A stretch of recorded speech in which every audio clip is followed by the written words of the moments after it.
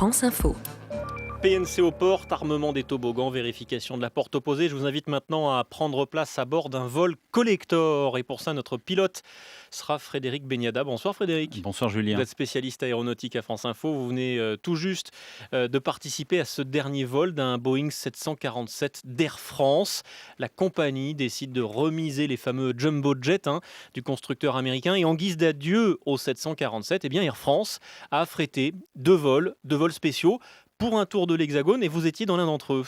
Alors avant de nous raconter ce vol, dites-nous d'abord, qu'est-ce que ça a de particulier cet avion, le 747 ? Le 747, c'est d'abord l'avion qui a clairement démocratisé le transport aérien au milieu des années 70. C'est à partir de cette époque qu'on a commencé à parler de charter, de transport de masse.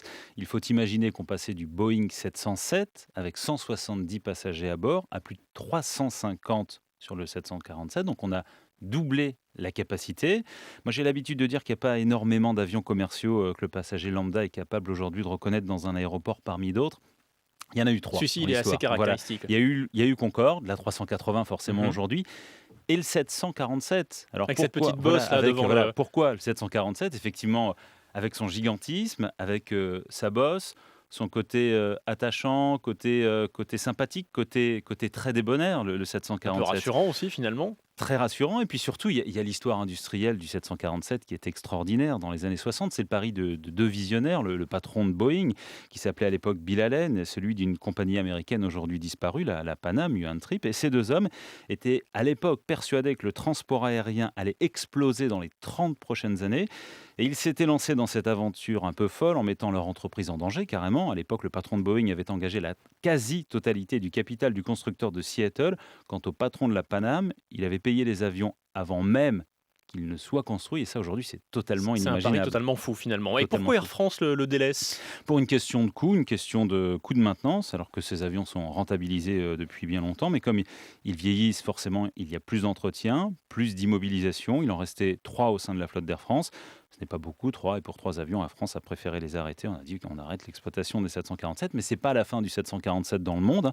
KLM va les conserver, comme British Airways et une autre compagnie française également, Corsair, dont on a beaucoup parlé à l'époque du charter. Donc c'est terminé pour ce qui concerne Air France. 2 derniers vols, on le disait, affrétés, qui ont suscité un engouement inattendu. Ouais, je vais d'abord vous donner un chiffre pour ces 2 vols. Normalement, il n'y en avait qu'un. Donc 2 vols hommage finalement. Même si la somme était modeste, les gens ont dû payer environ 220 € pour un Tour de France de 2h40. La compagnie a reçu 30 000 demandes de billets d'avion. Alors pourquoi ? Le 747 qu'on avait un petit peu délaissé quand le 380 est apparu, le 747, il a marqué plusieurs générations. Il a volé au sein de la flotte d'Air France pendant 45 ans. 45 ans, c'est plus de la moitié de l'histoire de la compagnie, qui a 82 ans. Il y a près de 250 millions de passagers qui ont volé sur des 747 ça donne d'Air un peu le France. tournis. C'est 6 milliards de passagers transportés dans le monde. Donc on a tous, un jour ou l'autre, notre génération, et puis des générations plus anciennes, voyagé à bord d'un 747. Donc cet avion, il fait partie de notre histoire, il fait partie de notre patrimoine, et on s'est aperçu qu'il méritait bien un hommage digne de ce nom. Et c'est un appareil auquel les pilotes aussi, les équipages sont attachés. Comment est-ce qu'ils ont réagi, ceux qui pilotaient ces 2 derniers vols ? Ils sont attachés parce que la plupart d'entre eux ont fait toute leur carrière sur 747. Le 747, pour eux, c'était un rêve d'enfant, et ils l'ont piloté à l'image de Jacques Brett. Il a aujourd'hui 61 ans. Il est chef de secteur 747 à Air France. Le 747 à Air France, il est arrivé en 1970. C'est-à-dire, pour des gens de ma génération, des gens qui sont en fin de carrière, c'est un avion qui a duré tout au long de leur carrière. C'est-à-dire que moi, dans ma chambre d'enfant, j'avais déjà un poster de cockpit de 747. Donc quand j'étais adolescent et que je rêvais déjà de faire ce métier, l'avion de rêve dans les années 70, c'était le 747. Donc, pour des pilotes qui ont eu la chance de faire leur carrière à Air France, ça a permis de réaliser leurs rêves. C'est l'avion qui a marqué la génération de pilotes qui est en train de partir à la retraite. C'est-à-dire que c'est l'avion qui a fait d'abord prendre un tournant à l'aviation commerciale. C'est l'avion qui a démocratisé le transport aérien.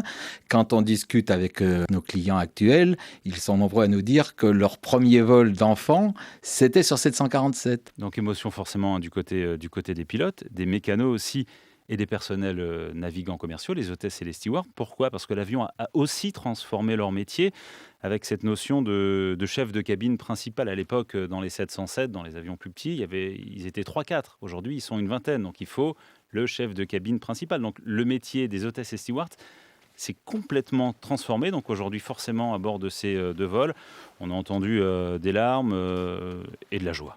Merci beaucoup Frédéric Beniada, spécialiste aéronautique à France Info pour ce vol. Finalement, on y a participé un peu par procuration grâce à vous. Dernier vol d'un 747 d'Air France. Je rappelle aussi que vous êtes auteur du livre Boeing 747 aux éditions du Chêne.